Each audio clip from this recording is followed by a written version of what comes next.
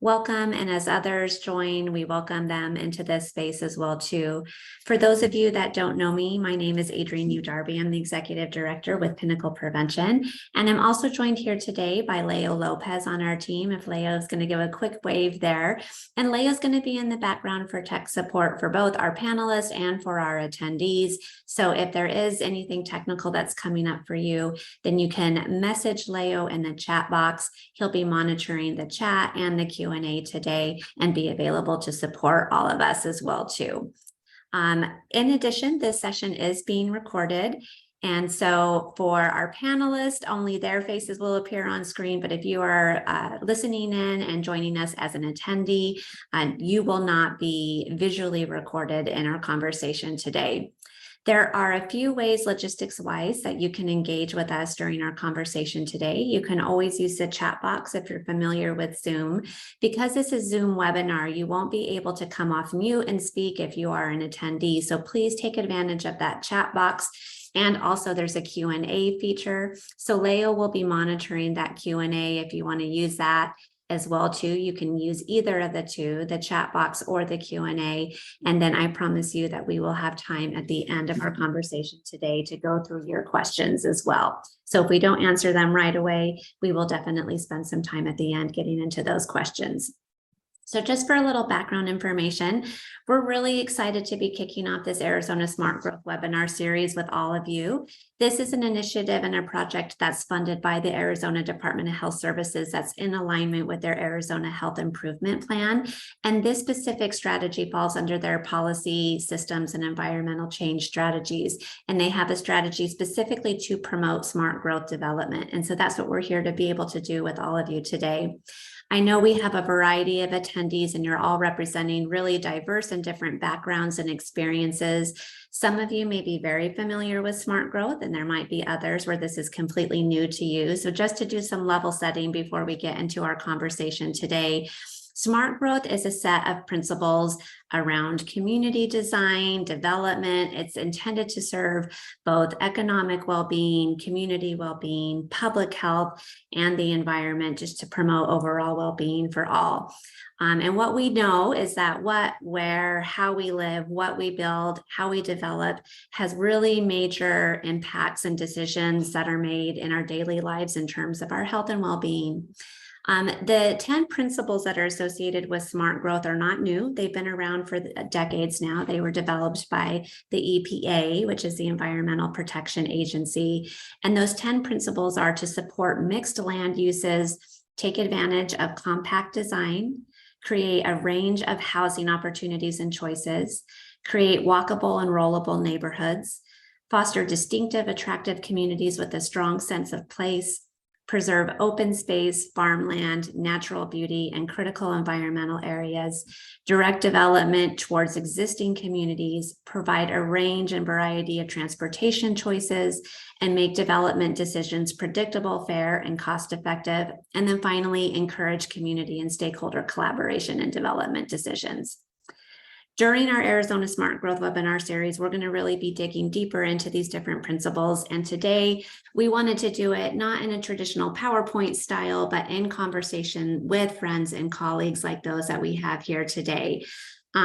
Today, we're going to focus in on those third and fourth principles around creating a range of housing opportunities and choices, and then especially also integrating that within the context of walkable and rollable communities. And then specifically, we want to really think about and unpack this term missing middle housing as it applies to development as well too. So we will hear more about what missing middle housing is, but really it's just defined as a range of house scale buildings that can have multiple units that are also located within walkable and rollable neighborhoods. So these diverse options can include duplexes, fourplexes, multiplexes, but they're really intended to be small at house scale so that they can fit into existing residential neighborhoods as well too. And that way it's done in a way that can support walkability and rollability and access to retail and transportation services. And it also provides a wider spectrum of affordable options. So today in our conversation, we're going to talk about why we call it the missing middle. We're going to understand more about development and the efforts that are happening here in Arizona and how we can really start to increase and diversify our housing options in a way that is most meaningful to community as well too. So with that, I'm really excited to introduce our panelists that we have today. Today, I'm joined by Kerwin Brown. Kerwin is the Executive Director of Tanner Community Development Corp. He brings with him over 30 years of experience in marketing and business development, from baking to also serving on the Black Chamber of Commerce of Arizona and the Phoenix Transportation Committee. He's also the co-founder of UPI Loan Fund, which provides low-interest loans as an alternative to predatory lending. At Tanner Community Development, they are in the process of developing Tiny Homes for Homeless Veterans project that's going to offer a community of 25 tiny homes that we'll be excited to hear more about today. We also have Kirin Goff. Kirin is an assistant professor and director of the Applied Health Policy Institute with the University of Arizona. She is a public health lawyer and researcher that's focused in on how the built environment impacts health and well-being and social participation. And we have Gabriel Jaramillo, who's the director of Healthy Communities with Vitalist Health Foundation. Prior to joining Vitalist, Gabriel worked at the Habitat for Humanity of Central Arizona as the director of community development and government relations. He sits on the Home Matters to Arizona board. He's also the chair of Phoenix North Mountain Village Planning Committee, a member of the City of Phoenix Planning Commission, and is vice chair of the City of Phoenix General Plan Supervisory Committee. And we also have Kim Robinson, who is the project coordinator for the Lived Black Experience Project in Flagstaff. In this role, she's working to bring awareness to the history of Flagstaff's Black population and the issues and the injustices that residents of color are facing, in hopes of bringing communities and individuals together. So with that, I want to start with our first question. And Kirin, I want to start with you. And I want you to share with us a little bit more about, why is missing middle missing? What does that really mean exactly? And then, can missing middle housing meet people's needs in a way that other types of housing can't? Sure, thanks. So missing middle is missing there's a lot of barriers to missing middle housing, but I think that it really starts with zoning. So prior to zoning becoming widespread in American cities, missing middle was a common pattern of development. And you'll see in some of the most desirable, walkable, historic neighborhoods, places like Bishop Arts in Dallas, you'll see duplexes and triplexes built into the neighborhood. And those are places that, in many cases, under current zoning codes, can't be built today. And the reasons for that are very kind of tied in with this nuclear family ideal in post-war America of promoting single-family homes. So under current zoning codes, about 75% of all residential land in most American cities is zoned for single-family homes. And we have this very binary distinction between single family and quote unquote multifamily. And so some types of missing middle, like cottage courts, actually are outright banned in almost all zones in many cities. And then other types are kind of discouraged or unworkable because of the regulatory framework. So things like, maybe it is allowed, but so few zones are zoned for multifamily housing that the land is so valuable that's all that's really economically viable is a big apartment complex. Or maybe missing middle is allowed, but some of the setbacks and minimum lot sizes or minimum square footage sizes makes that unworkable. Or building codes that require you, as soon as you build more than one unit, the commercial building code applies instead of residential, and you end up having to put in things like fire sprinklers. So there's quite a few kind of regulatory barriers that are at least sufficient, although maybe not necessary, for getting more missing middle in our housing supply. But there's also a lot of potential here. And there's a variety of reasons that I think that missing middle is able to meet people's needs in ways that our current housing supply can't. So we have a really tremendous mismatch between supply and demand. Almost 30% of American households have only one person. So we've moved very far away from this nuclear family ideal. People are also having less children. And so we have just a smaller household size.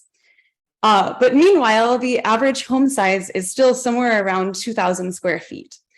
So there's a lot of people who maybe don't have partners or are empty nesters, live with roommates, but they don't want to rent in a big apartment building that maybe feels more impersonal. And right now, people have a very binary choice. So if you think about all the choices that you might be thinking about when you're looking at a place to live, do you want to have a yard? Do you want to share walls? What the location, the size, the cost?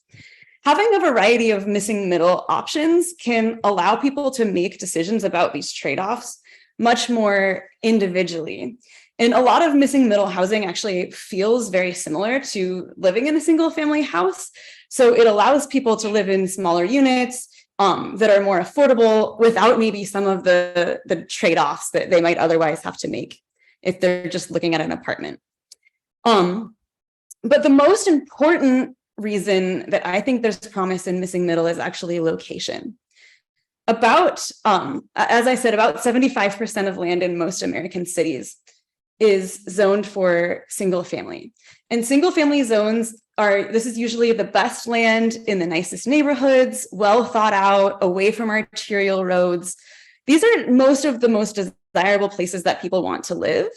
And then multifamily housing is often kind of an afterthought, if not intentionally used as a buffer between single family zones and less desirable uses, often on arterial roads. And that's why you'll see apartment complexes on big car-centric intersections.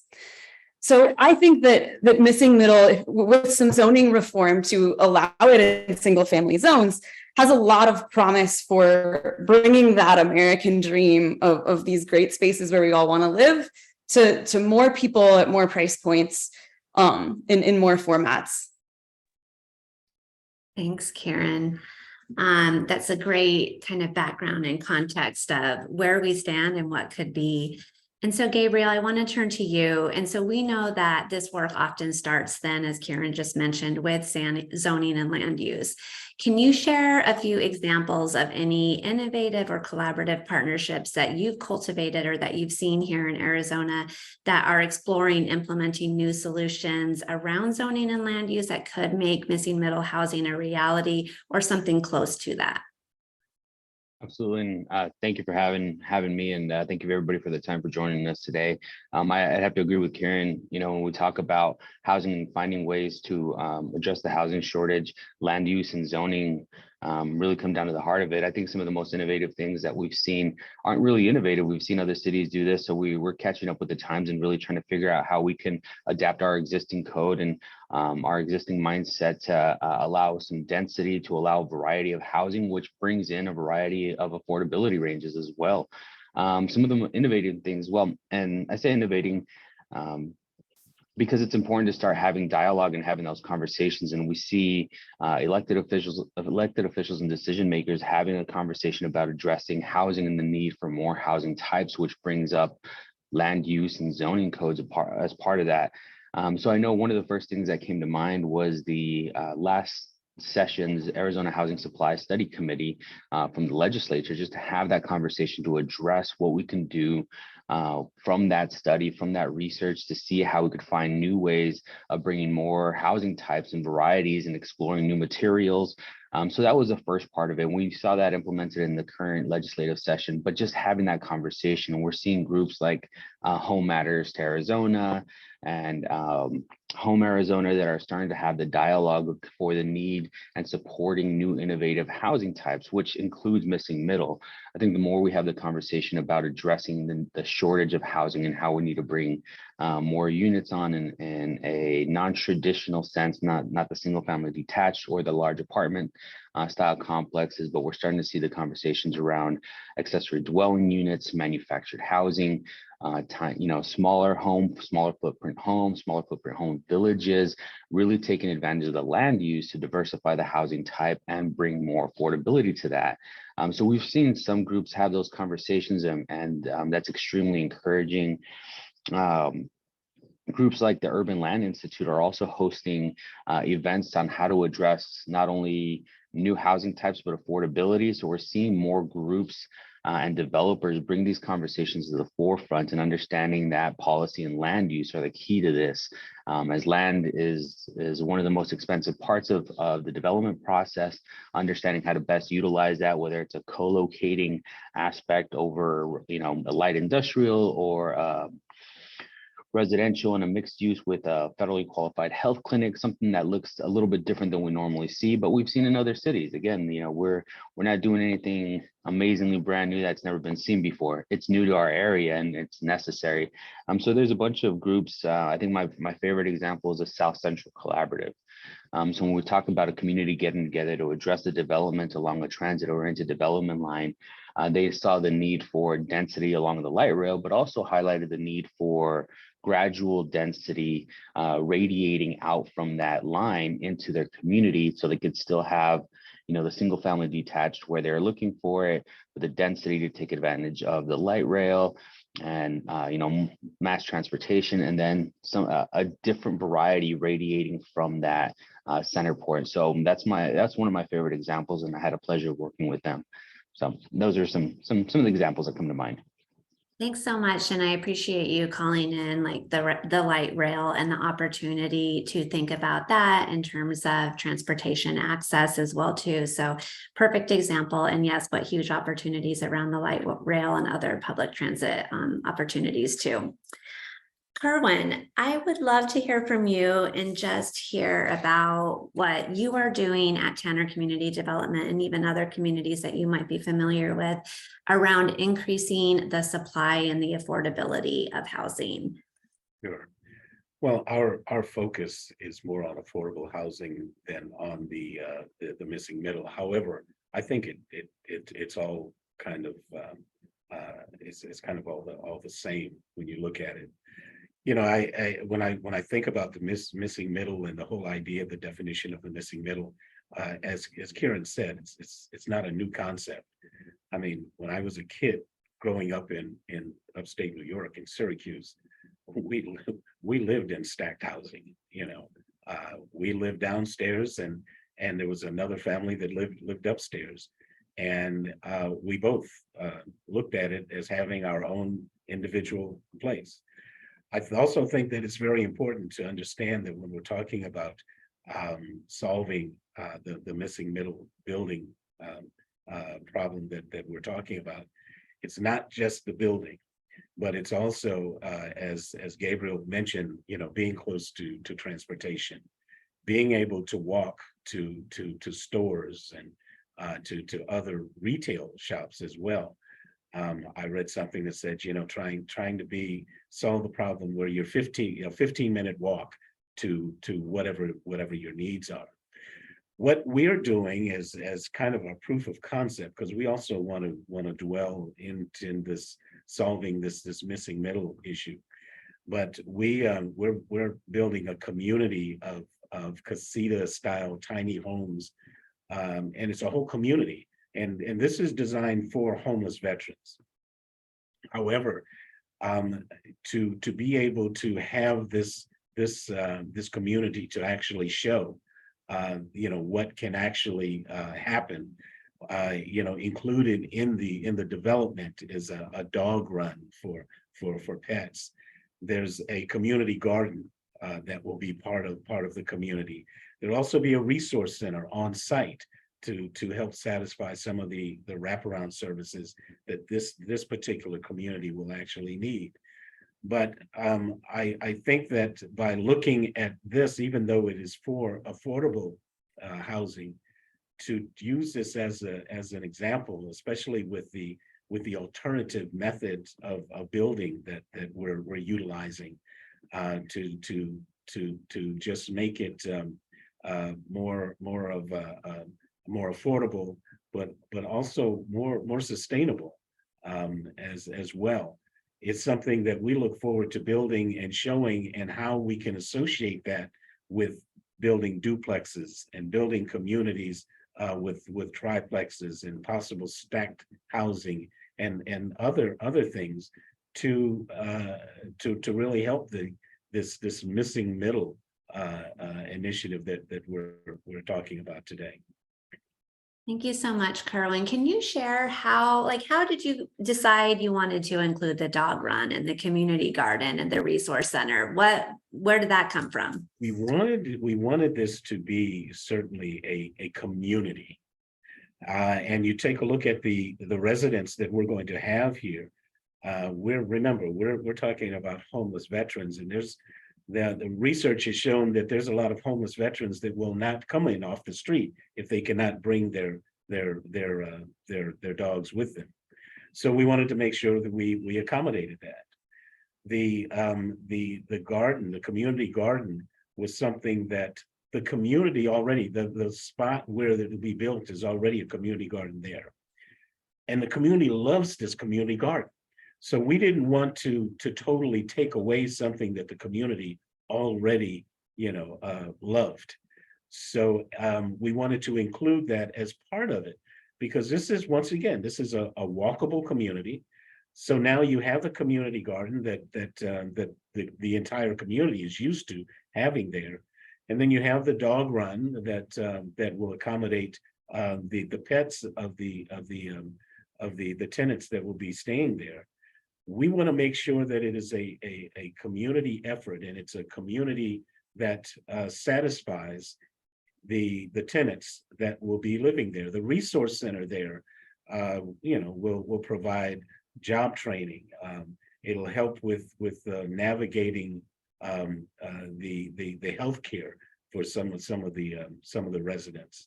So we're just trying to take this on as an overall community effort, and not just throwing up buildings. That was never our plan. Beautiful, Kerwin. That's music to my ears. Say no more. Dogs and gardens. That's a beautiful thing. That's a beautiful life. I'm going to jump over to Kim, and I just really want to quickly say, I see some of you that are attendees are already putting some questions into the Q&A. Don't worry, we're going to get to some live responses, and the panelists also, when they aren't speaking, have the ability to drop in and answer some of those as well too, which is already happening. So don't forget to check that out. Kirin, do you have a quick add on that? Yeah, I was just going to ask Kerwin, do you have any pictures of the community renderings or photos that you could share? I did not bring that up.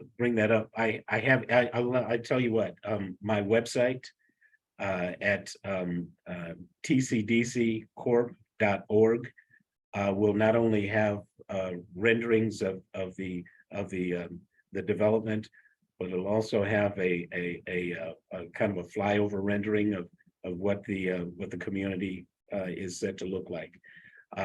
My apologies, I didn't set that up ahead of time, but no worries. Didn't mean to put you on the spot. Thanks. It is available. Beautiful. We can drop that link into the chat that we'll send to everybody as well too. And then when we send our follow-up to this, we'll make sure we include a link to that as well. Thanks for asking about that image, Kirin. And just a quick logistic as well too. I understand that originally I said to type questions in the chat box, and I know chat is disabled. So please do use the Q&A feature to continue to add your questions. Kim, I want to jump over to you. So we know that the smart growth principles and design practices has the foundation of encouraging community and stakeholder collaboration and development decisions. So amid our housing crisis here in Arizona, we know that Arizonans have a variety of different needs, and meeting those needs really does require a different approach from place to place. What are you hearing from your community there in Flagstaff in terms of what they would like to see? Absolutely. I love what you said at the beginning, Adrian and Kerwin, is you mentioned that we don't just need affordable housing, we need affordable community housing, we need affordable neighborhoods.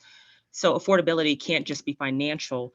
And part of the reason that I think the middle gets overlooked is because so much is money driven. So when you look at your census numbers, it's money driven because there is this hard look at numbers only. What people and developers and zoning need to do are look at the softer issues. Soft just meaning it can't be numerically calculated, like the importance of a community, a historical building, what it means to that community. So that is part of what's missing. In the city of Flagstaff, the historic neighborhoods with which I work most closely are Southside, Sunnyside, Plaza Vieja. These are historical neighborhoods. And what happens is when there's expansion, I apologize, someone walked into where I'm sitting. When there's expansion, the historical neighborhoods tend to be the ones on the chopping block the fastest and the most often without consideration of those historical references. So here in these historical neighborhoods, that's what we're hearing a lot. Also, the need for pet-friendly and children-friendly events, spaces, so playgrounds. Putting a roundabout in is great, but with that roundabout, do you also consider a playground or a place for the community to gather? Is that all taken into account to make sure that we have affordable community housing and affordable neighborhood housing? So from here, from these historical neighborhoods, that's the feedback that I hear most often. Yeah, thanks for that. And I really love thinking about it as placemaking and bringing folks together and having access to the playgrounds like you just mentioned and how important that is. So how do you, when you're hearing from community on issues that are so big like this, Kim, how do you cultivate trust? So we know housing is a basic human need and it causes such deep stress for so many right now. How do you cultivate that sense of trust that when they do express their needs, that city and town and developers and others will listen and that there could be hope with some progress that could come from them sharing what they would like to see? It absolutely comes in the form of partnerships with people that are in the neighborhoods and of the neighborhood. So we do have two city council ladies that are from or live in the Southside, Sunnyside neighborhoods.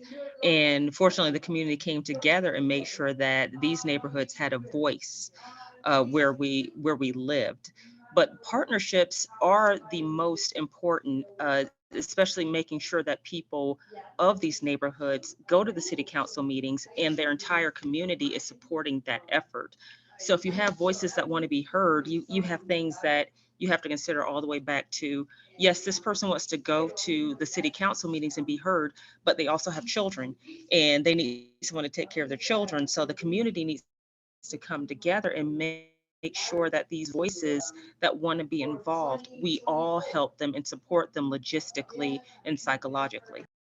Beautiful. Thanks, Kim. And the reality of, yeah, having kiddos and not always being able to leave kiddos or work to be able to show up at city council meetings is so real. Both Kerwin and Kim and Kerwin, I'd like to hear from you a little bit on this as well, too. So how do you take what you do hear from community back to city, town officials, decision makers, developers, and help to support moving forward and actionable steps? If they can't be the ones to be there, how do you help move forward what they're asking for? Yeah, I think that's a great question, because as has been mentioned before, the whole idea of zoning and some of the legislative hurdles is a big part of why we don't have more missing middle housing. What we had decided to do with this initial project, and we've had the projects we've had in the past have been mainly apartment complexes to house seniors, to take care of affordable housing for seniors. With this, we wanted to build something that we could actually show off. It's one thing to go to the city council or wherever and try to paint a picture for them mentally on exactly what the community is asking for. But when you can actually take them out there and show them, look at what we built and look at how well it works, that's the task that we decided to take on, so that going forward, there hopefully could be less of an argument when we go to build something to satisfy this missing middle. When we start asking or looking to build duplexes or triplexes or whatever, and we look to build communities that will satisfy the need of the community, we can mention that we were successful in doing this on a smaller scale. Give us the opportunity to do it on a larger scale. Also, I was, and Gabriel and I have been asked to be on the governor's council on homeless and housing, just to have a seat at the table, to be able to voice, what we feel is needed. That I think is also very necessary. We'll see how it goes. I'm a glass half full kind of guy, but we've been around this road before, but I am looking forward to hopefully this time having people that are the powers to be to listen to us and to actually get some things done where we can satisfy some of the issues that we're talking about. I love it. I love having tangible examples, even if starting small, to show of what can be. Sometimes when it feels like it's just conceptual, it's hard to wrap your head around. So that's excellent. Kim, is there anything else that you would add to that in terms of helping to be the voice to move folks towards taking some actionable steps? And what you just said was very poignant about having tangible examples. And that was where I was going to go. I think that if you want to take something to a council, if you want the policymakers and decision makers to ride with you, you have to show them that it can be done. And the way you show that is within the neighborhoods and within the communities. We have to be our own catalysts. And when we take it to the decision makers and the policy makers, we have to have action steps solidified. We need to have scopes of work. We need to have goals. You have to have the problem well defined and the solutions even better defined with, this is what we need your help with, and this is what we are going to do. And that way it doesn't give the decision makers and policy makers an out. There's no muddled. There's no confusion as to what's going to happen. And so the catalyst for change comes from the community. We move it forward, and then we look to others to help us. We're not asking for a handout, just help us with things that we can't do, like enforce laws or make the laws. Beautiful, beautiful, Kim. I'm feeling that deeply. So lots of heart emojis and clapping hands that were coming from that as well too. So this work can't be done by any one of us alone. It definitely takes collaboration. It takes partnerships. We know that we're in this for the long haul. There's so many amazing folks working on housing here in Arizona. Gabriel and Kirin, can you share a little bit about how you maintain and help to grow partnerships that, especially once you've established them, and thinking about folks that are in planning, thinking about folks that are in public health practitioners who, this can feel, coming from the public health background myself, it's just like, oh, this can feel like another language. How do I figure out where I fit into all of this? Let's start with you, Gabriel. How do you nurture those relationships and partnerships and bring them to the table? Well, I think Vitalist has a very unique perspective on that. The majority of our work is centered around the social determinants of health, and everything that we've been discussing about the need for a healthy community and all the elements that determine that affect that. So when we talk about that central focus to make sure that we have a healthy, affordable, safe community, all the factors that can address that can contribute to that. We work within that wheel, within that center of that wheel, and we're seeing a much bigger interest in, or at least a realization in the connection between housing and health. And then housing is extended beyond housing. It's the built environment. So when we talk about the community gardens, the walkability, the access to amenities, the access to healthcare, whatever that may be, we're starting to see that being discussed from developers, from municipalities to policymakers to really address how to design the built environment around a community to make sure that they have access to that 15-minute walk into any amenity that they may need. Again, whether it be entertainment, healthy food, whatever that may be. So we're starting to see that. And where I say Vitalists has a unique perspective and a unique role in this is that we have the ability to, as a grant maker, as a philanthropic organization, to promote and support and help cultivate some of these through some grant funding.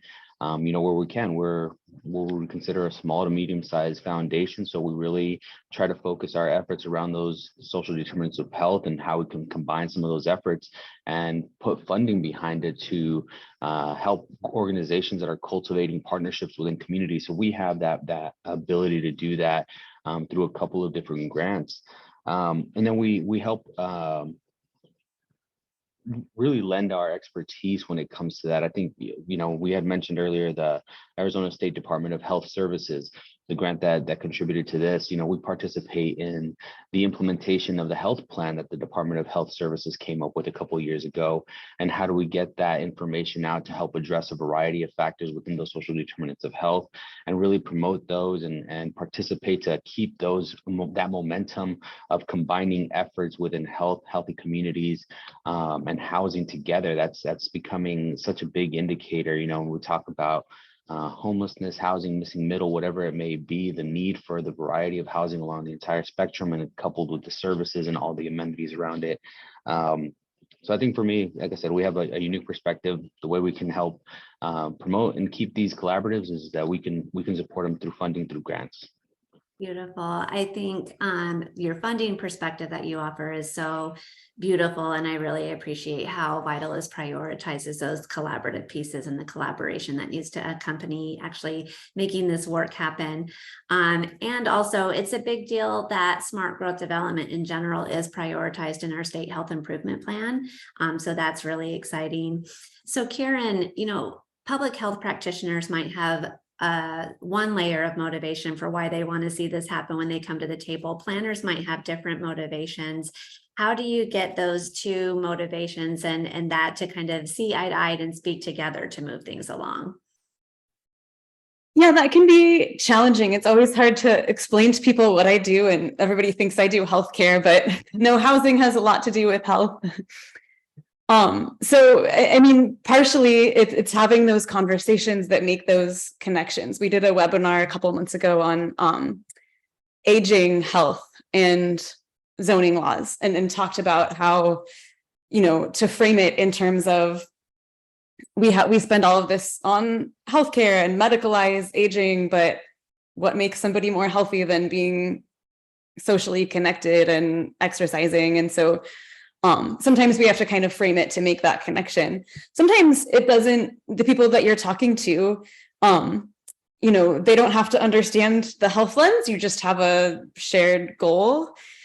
One of the things that we're able to do at the Applied Health Policy Institute is provide data and research and analysis to fill in some of the gaps in terms of, there's people who care about these policies, but we'll figure out just from talking to folks where the need is in terms of what information and analysis is needed, and we can have the flexibility to kind of fill that in, and sometimes partners will disseminate it.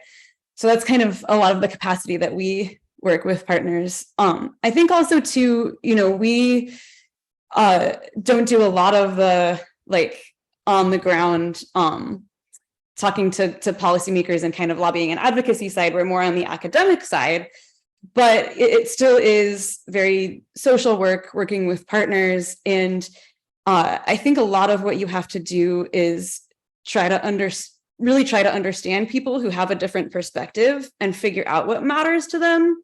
And I'm lucky enough that I'm an extrovert, so I love building friendships and having, I have had just vigorous debates about zoning reform with some of my friends who are on, other perspectives on this.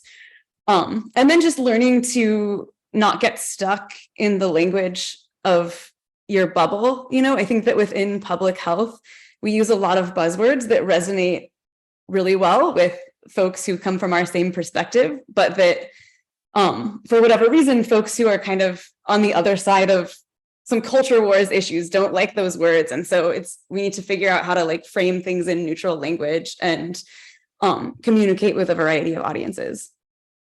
Yeah, I love that. I heard you say just holding the curiosity for different perspectives, not trying to get ourselves into the binary of this one right way, this one wrong way, but holding space for many different ways and possibilities, which is really beautiful. So from your legal perspective and your background as a lawyer, Kirin, at what level of government should policy changes occur and why?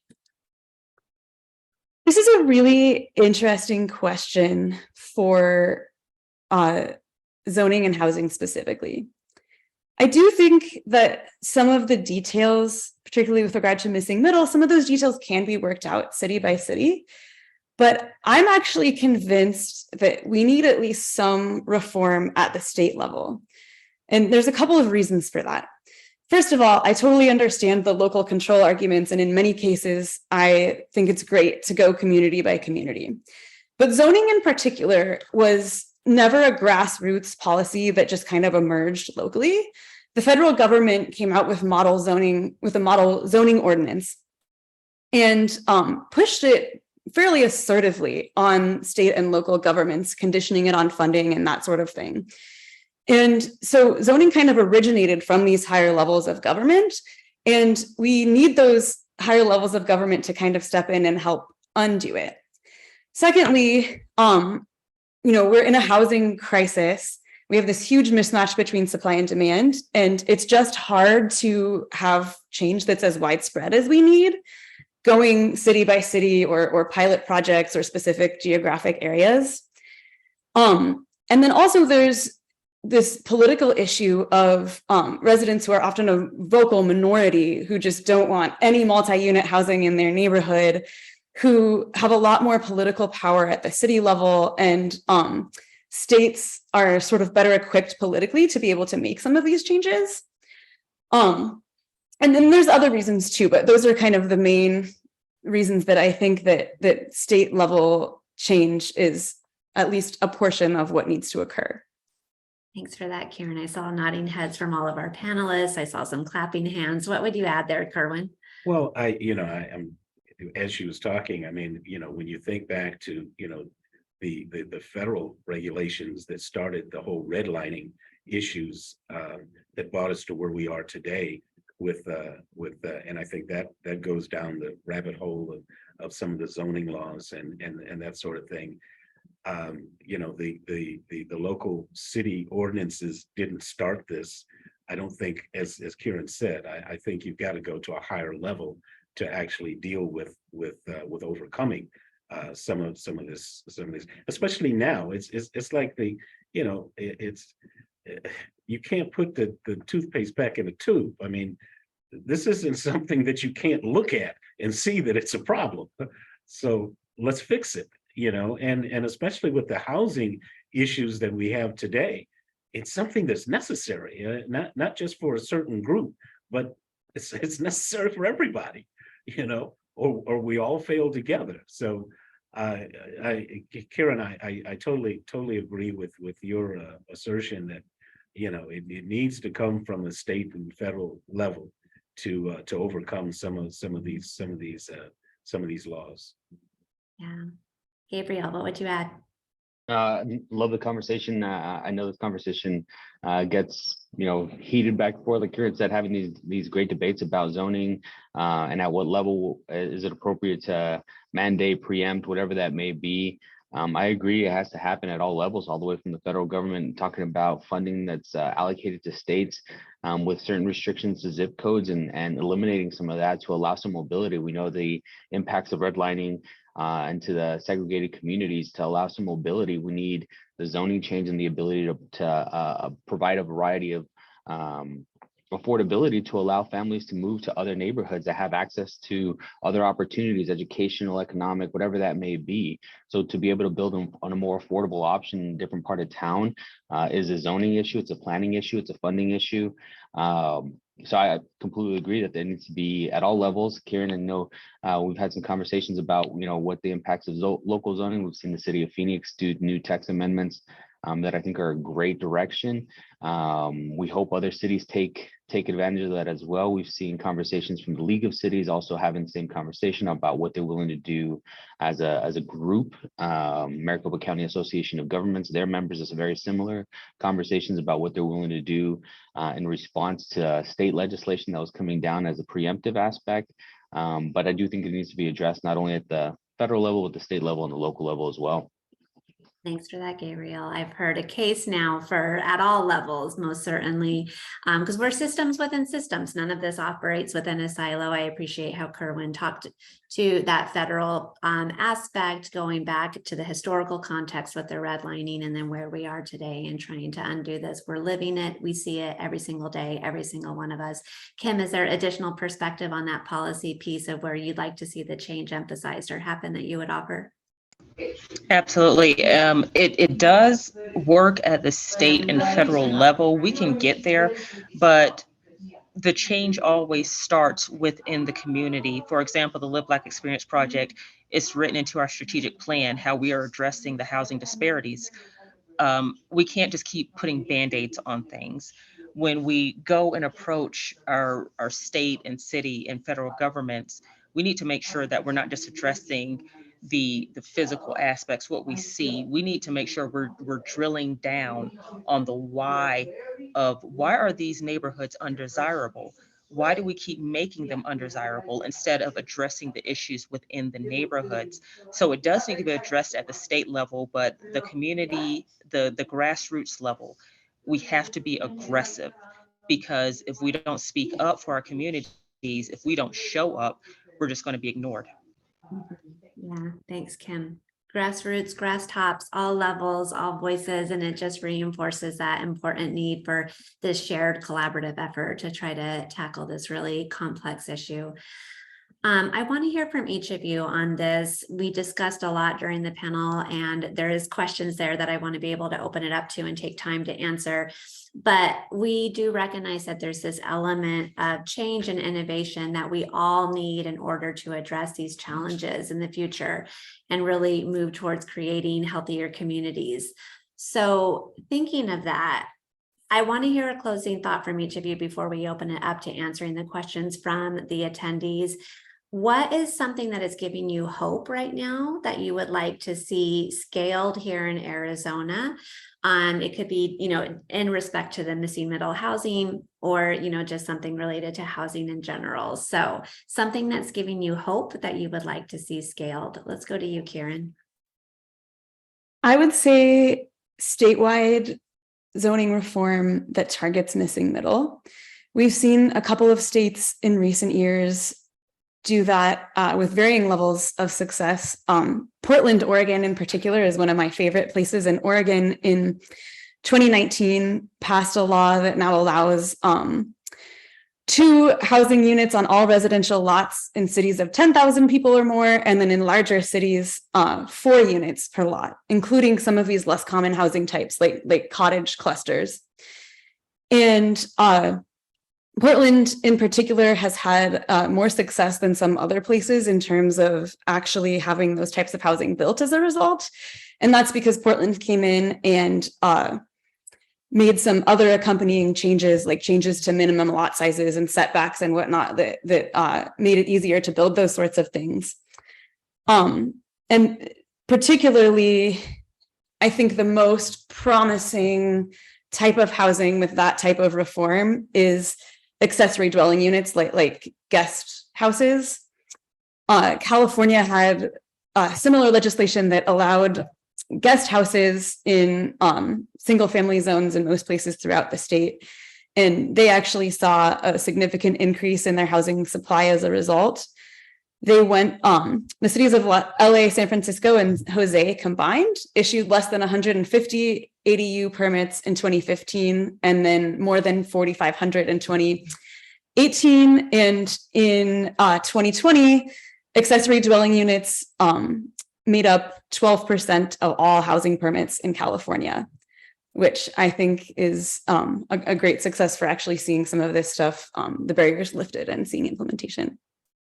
Thank you. Those are some great and impressive numbers to inspire us. Gabriel, let's hear from you. What's giving you hope that you want to see scaled? Well, I'm definitely much like Kerwin, a glass half full kind of guy. I like to see the positive and stuff. And one of the opportunities that I have here at Vitalist is to work on projects like our Promising Practices catalog, which is on our website.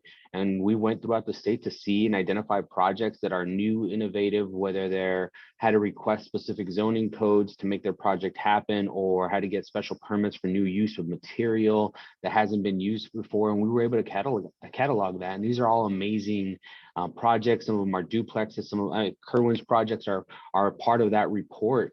To show how we can innovate and adapt to our housing style, and that are going on here in Arizona, and how minor changes can help propel these types of projects to address housing throughout the state. We're working with school districts that are looking to bring housing to address the teacher shortages that they're facing, the retention issues that they're having, to help provide housing as an incentive in a variety of types. So we're seeing the idea of not a single family detached, but a mixed use of density, even in the rural communities. So I like that aspect a lot. I got a lot of hope for that, and we've seen great projects go on here in Arizona. So we're already seeing them.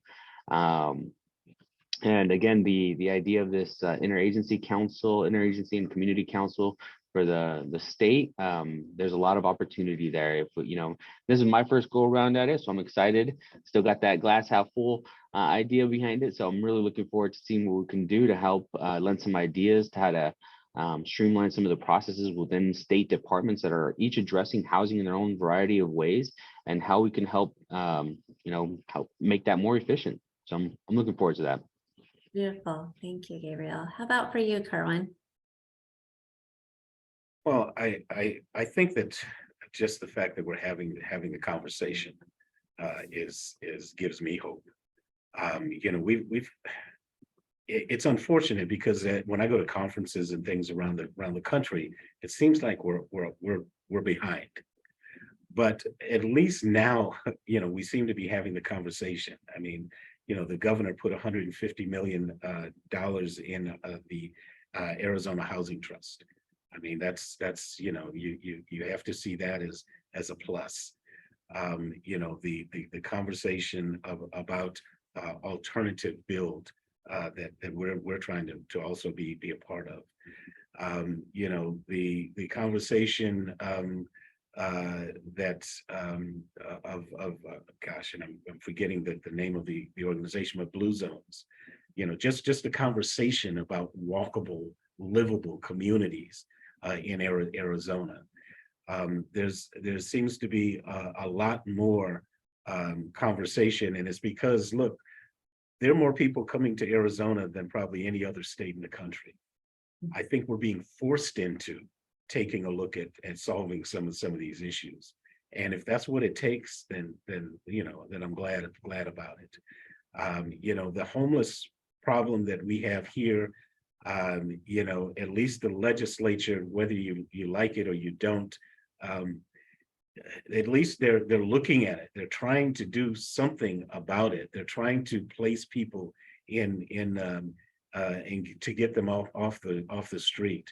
I think there's a lot more that needs to be done. Don't get me wrong. I don't think they're solving all of the problems, but the conversations that are being done around the state right now, in as well as in rural, I think that gives me hope that there will be some things that'll be solved. Love it. Thanks, Kerwin. How about for you, Kim? What's giving you hope that you want to see scaled? I love that we're able to have these conversations about the historical discrepancies in housing, going to the whys as opposed to just what we see. And in order for us to resolve issues, we absolutely must address them unabashedly without shame. No one is being blamed, but you cannot solve a problem unless you talk about it and put it to the forefront. One of the things that City Councilwoman Kara House has spoken about constantly is making sure the resources that we believe we need to move out of our neighborhoods to access. We're not talking about a river. We're talking about community centers that could conceivably be built in our neighborhoods. What Kara House is talking about is building those resources in these so-called undesirable neighborhoods, instead of constantly looking at the historic neighborhoods and saying, let's plow them down, let's mow them down. Let's make sure that they become desirable to people, the people that have been living there, so it's desirable to them. But instead of just saying we need to shut this neighborhood down, we need to knock everything down, how do we work within that existing framework of the community and the people and the soft issues that have been there, as opposed to just looking at numbers and money? The way we do that is through partnerships to make sure that the government, the decision makers, the policy makers are coming to us in our neighborhoods, as opposed to us always needing to go to City Hall or go to the state capitol. We have to absolutely be real with ourselves. We must address the issues that got us to this point, or else we're just going to keep slipping backwards. Beautiful. Thank you so much. I feel inspired from all of you. Kerwin spoke to, showing what could be, and the projects that you're doing and starting small. And so we know a picture and actually seeing it is worth 1,000 words. So, Kirin, do you have any on this message of like hope and inspiration? Do you have any visuals that you could share with us that could kind of give us an idea of what we're looking at here? Yes, I think that pictures are really important when we talk about missing middle, particularly if we're moving the framing away from words like density and this binary between multifamily and single family, and instead showing people visuals of what this can look like. So this is one of my favorite photos. I was in Portland the week before last, and the neighborhood I stayed in is just covered in these adorable duplexes and multiplexes. And it allows the neighborhood to have this level of density that supports community life. So the place that I stayed, my friends counted 88 restaurants within walking distance, but their street looks like this. So it just feels like a quiet single family neighborhood. It's not really loud. And then you walk 50 feet and you're in this lively neighborhood space. So these are the types of spaces that we need to start looking at. I love it. Yes, a picture is worth 1,000 words. That's perfect. And I love that was an experience that you had just recently being there as well. Before we get into Q&A, I'm just going to drop in to give some more visual depictions. I know what's giving me hope personally of what I've seen done here in Arizona is, Kirin talked about at the beginning, overcoming some of these zoning regulations and hurdles. And I just want to give a shout out to the city of Mesa and their downtown development and what they have done to kind of tackle some of these changes to form-based code, which can be technical language, but really start to undo some of the things that have prevented this type of design that we're all inspired to see happen, to actually make happen there in downtown Mesa and along the light rail. That's been really intentional.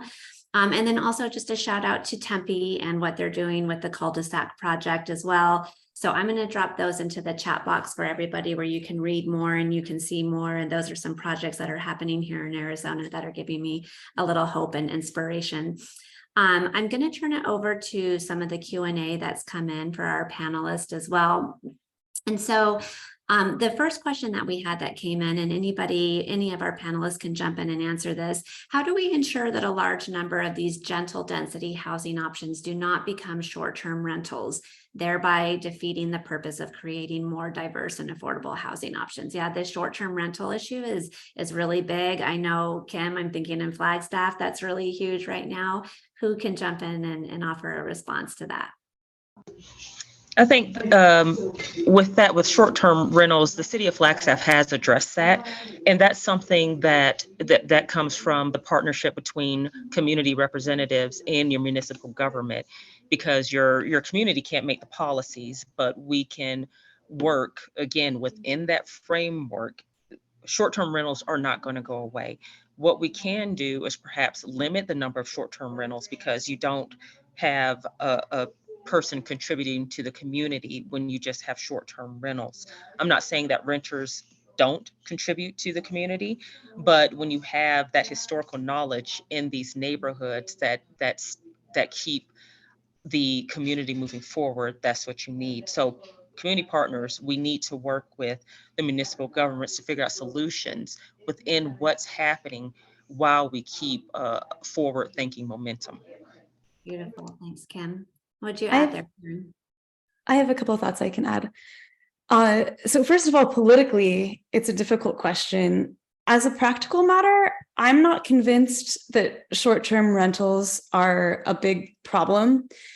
It would be interesting to look at the economics of this, but I would imagine that, say, with accessory dwelling units, that a accessory dwelling unit that's built isn't necessarily either or, that you might build an accessory dwelling unit for your mother to live in as she's aging, and then she moves out and it's empty for a while, and you decide to rent it out on Airbnb, and then throughout the life of the ADU it might transition, and that short-term rentals offer owners that income flexibility, maybe if they don't have a long-term renter or a family member living in it at any given time.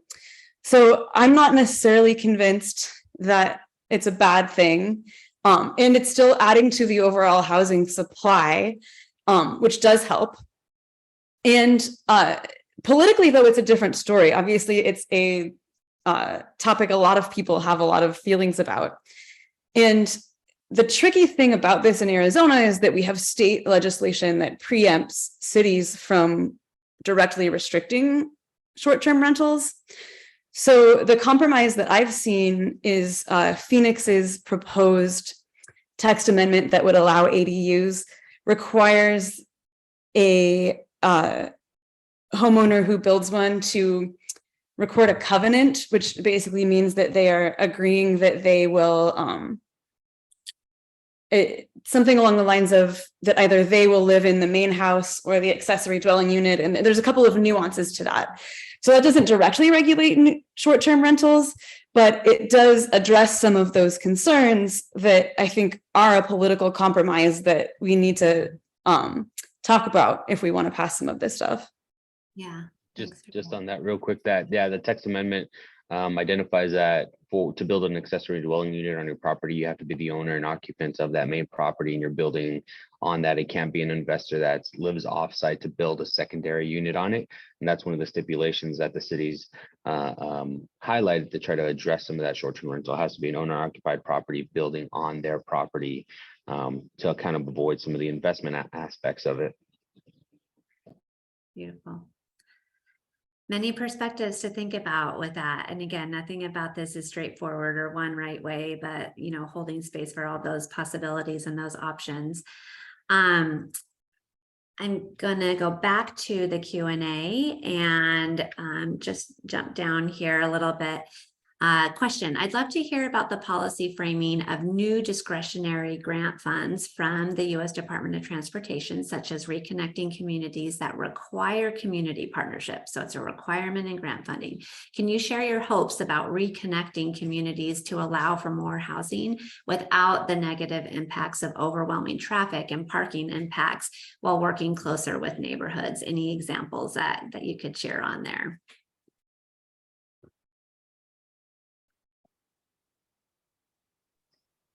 That's a tough one. As far as understanding the specifics around how those grants are being formed, I'm not as aware of. I can speak from the perspective of Vitalist as a grant maker, and one of the aspects that we require is a community participation, is a collaborative aspect of it. So I'm really glad to see that funding that's going to be used coming down from the federal level incorporates collaboration and community input as far as that as a requirement.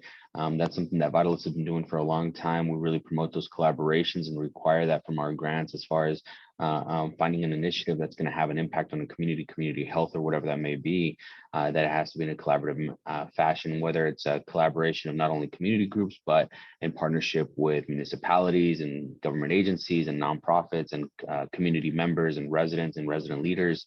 That's something that's extremely important to us as an organization, and goes into how we issue grants. So I'm really glad to see that that's happening at the federal level. I'm sorry, I can't speak to some of the specifics of that federal allocation. Any other thoughts on that? I'm excited about that one.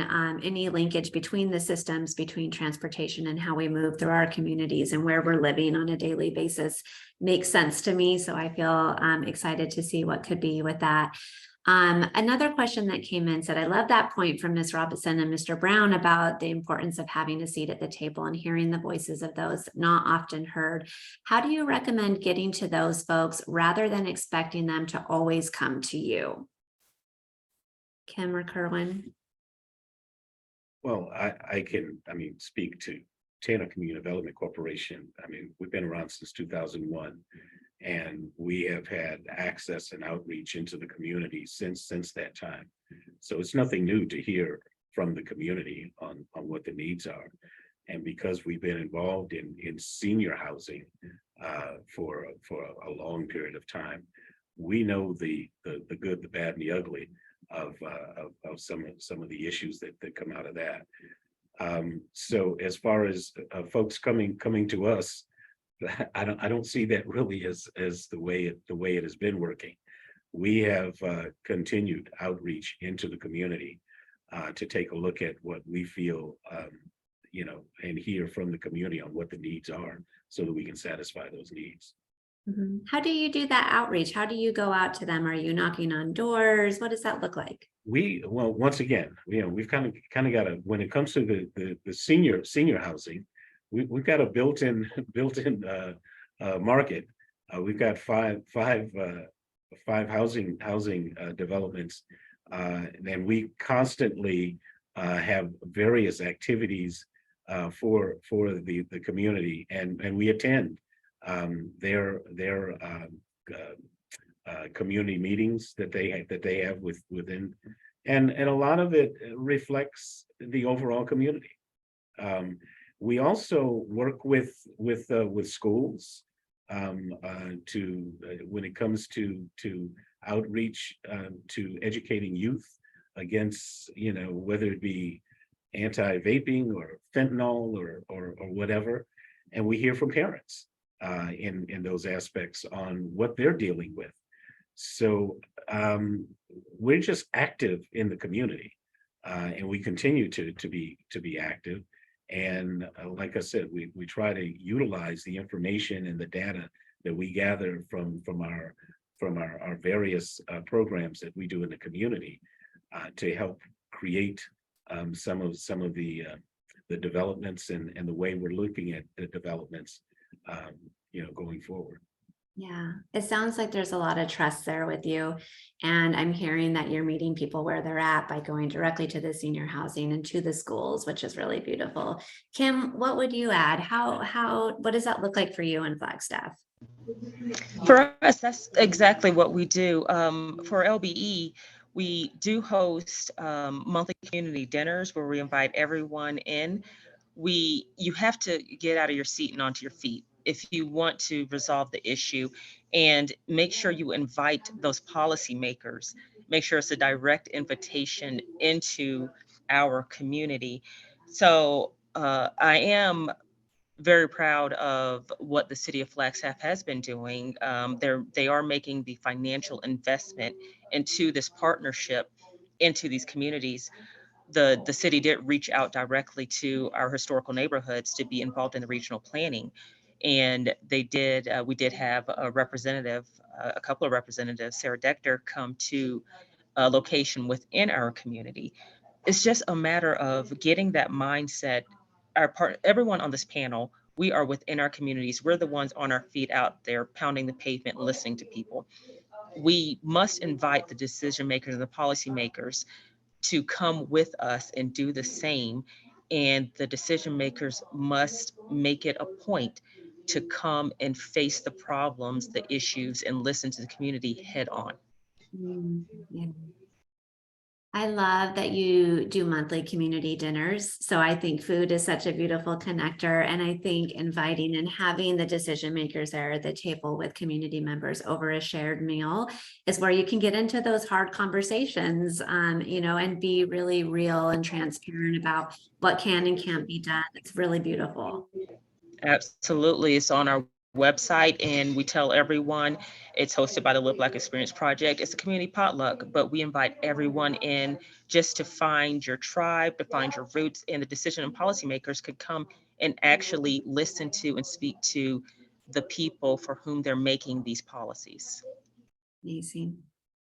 Kirin, did you have a thought? Yeah, I just wanted to add, this is obviously not as locally specific, but I think that there's a lot that can be learned too from research that has been done about demand and people's preferences. I can't remember who did the study, but Dan Perelick in his book Missing Middle talks about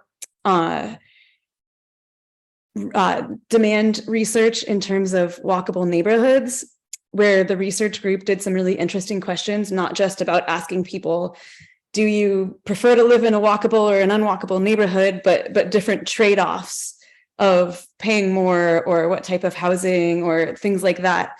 And some of these studies have had some pretty interesting methodologies and found some interesting results about people's preferences. For example, across all age groups and demographics, they found that more than half of people had a preference for walkable neighborhoods as they defined it.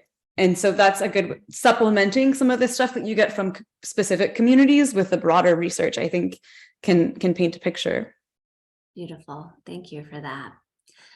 Kirin, one of the questions says you talked about zoning changes in Portland, which, is assumed that as this question is being asked was the result of missing middle being integrated into the existing neighborhoods through retrofits. What would that look like in suburban Phoenix? And it feels like CC&Rs and HOAs seem to be a huge barrier to change here. Any thoughts to add there? And if others have thoughts too. Yeah, so Portland is actually a very interesting example because some of it, since the reforms has been done through retrofits, but I actually had a colleague do it took a lot of research into Portland to look at this because their housing supply, a lot of it is from before zoning. So from the picture that I showed, I think it's pretty clear that that duplex is not retrofitted, that it was originally a duplex. So Portland actually has an unusually large supply of missing middle that was originally built that way. But one pattern that we saw in a lot of cities where that's not the case is that as a city kind of comes of age and land in any particular area becomes more valuable, you see these large houses or mansions kind of naturally be split up into multiple apartments. And we certainly have, large lots and large houses here where starting with ADUs, and then if we do broader reform that allows for more dwelling units, then it can kind of come from individual homeowners to make those retrofits. Sorry, there was the last part of the question that I forgot. Yeah, the CCRs and the HOAs kind of. Yeah, so that's actually a really interesting nuance because I am convinced that those things are actually a good thing. And here's why. Because anytime you want to have zoning reform, you have this vocal minority who comes out, the quote unquote NIMBYs, who opposes it. And I think that one of the only ways to get wider spread reform without as much pushback is to allow people to opt into agreements or individual neighborhoods that do maintain those rules. So Houston is actually a really good example. Many people think that those CC&Rs and HOAs are actually the reason that Houston, I don't know if you guys know this, but it's the one city in the US that doesn't have zoning. And a lot of people think that allowing those CC&Rs and HOAs is to have their own rules is the reason that they've been able to do that. So Houston actually has to, if they want to implement zoning, bring it to a ballot initiative that voters vote on directly. And they've done that a few times. And politically, the compromise was that those people who wanted that could opt into it. And so they voted it down each time. So the city as a whole doesn't have zoning. And I want to say it's somewhere in the ballpark of 20 or 25% of the residential area does opt into those sorts of things. So, I certainly wouldn't want to live in a neighborhood that had those restrictions, but allowing that is the compromise that in a lot of cases we kind of need politically. Interesting. So I'm hearing the opt-in and maybe honoring some choice and autonomy around that. Kerwin, I saw you smiling though. Do you have thoughts or perspectives on where CC&Rs and HOAs kind of come to play in all this? I don't have solutions for this one. The whole HOA, gosh, considering the fact that it depends on the residents who are actually governing the HOA at a particular time, can really just get off the rails. So I just feel like there should be some kind of guidelines on what can and what can't be done within an HOA, and there needs to be some teeth into the regulations that if you do kind of vary off what you should be asking of the tenants within the HOA, that somebody has to come in and say enough. I smile because I just don't have a solution for that. I'm hearing, possibly a place for guardrails, transparency, communication being an important piece to that as well. Yeah, thank you for that, for weighing in on that. It's complex. It's really, really hard. I'm going to take us to one last question. I'm sorry I can't get to all of the questions here in the chat. So one of the questions is, how do we help neighbors become prepared for the culture wars that have the advantage to make any new language the polarizing language? We talked about framing, we talked about seeing both sides, the both and this issue can be really polarizing and binary, good, bad, right, wrong. I'd like to hear from each of you on this. What is a way where we could kind of come together on this one? Let me go to Kim to start. It's interesting with that because issues are only polarizing if we allow it to be polarizing. When I would need a little more explanation about exactly what is considered a culture war. So when we have new languages, new cultures moving into a neighborhood, your reaction is your choice. No one can control how you react to a situation. It's in front of you. If you have someone that moves in of a different culture, speaking a different language, you can either get angry and yell something like, "You need to speak English." You can separate yourself from that culture, or like I see happening a lot in our historic neighborhoods, is that we actually come together and say, "Hey, let me learn your language. Let me go over and learn a few words in your language. I'm gonna go knock on your door, introduce myself, learn about your culture. We're going to include ourselves into this entire community." So what we can do is just make the decision and take the actions that I am not going to allow a situation to polarize me from my neighbor. I'm going to make sure I bring everyone in. And you're going to shock the world, and you're probably going to tick off a lot of politicians that ride off that polarization. But we can make the decision not to allow that to happen.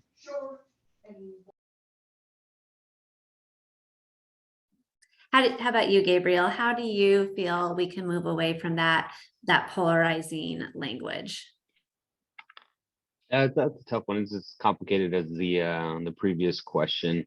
What I found encouraging are our communities like Central City South, South Phoenix, SoFo Convening, where the residents came together to design and talk about what they wanted their community to look like, whether it was housing, whether it was amenities, what the vision for their community was. And as policies created, as developers are partnering or are identifying different areas within the community that developer can work with the community to identify how that project will work within the community and how it fits, still preserving the community identity, the points of pride within those areas. And we've seen this throughout the state. You know, there's Maryville plans. Like I said, I'm using South Central Collaborative, Central City South, South Phoenix as great examples with the transit-oriented development, but they've identified the points of pride, the points of preservation, how they want their community to look, how they want density to grow, where they want to see amenities, entertainment, things of that nature. So they built those, they built that design and presented to the city approved it. So now you have that, a little bit of that teeth that Kerwin was mentioning. When somebody asks for zoning change, a variance, whatever that may be, and any incentive to be part of that community, they're referred back to the community members to have those conversations about how that project going to impact, how it's going to fit, what it's going to bring, what it's going to take away, things of that nature, so they can have that open conversation with residents. So to me, having residents come together to design a plan or identify a vision for their plan so that they can have something to say at community meetings, at council meetings, when things are coming up for their community. And to me, that's extremely important. I hear two things from you in that, Gabriel, which I appreciate, is both engaging the residents early on in the process so that they feel part of the co-design from the beginning, and also more of a strengths-based approach, which is emphasizing like those points of pride and different things like that, which I can appreciate. Kerwin, what are your thoughts on this? Well, I think that what Gabriel is describing and what I'm hearing from Kim is the way it should be. But I also recognize that there are individual people that still have to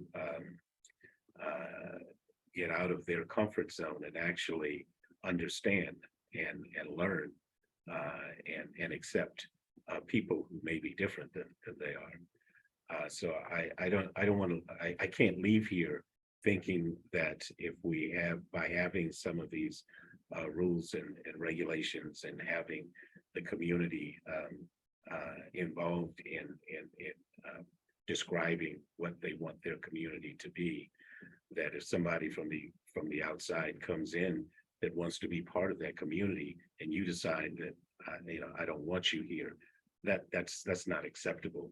And I'm just want to make sure that we also understand that that has to be something that has to be dealt with as well. Yeah, thank you for naming that, Kerwin, and for talking about the importance of holding space for difference, which can be so hard, for so many of us as humans, right? Kirin, let's have you round us out on your perspectives on this. Yeah, I think that a lot of it has to do with the language and the framing. There's a really good YouTube series by that same author I mentioned, Daniel Perolik, that the AARP put out, where he gives an introduction to missing middle and he frames it in a way that I think resonates with a lot of people.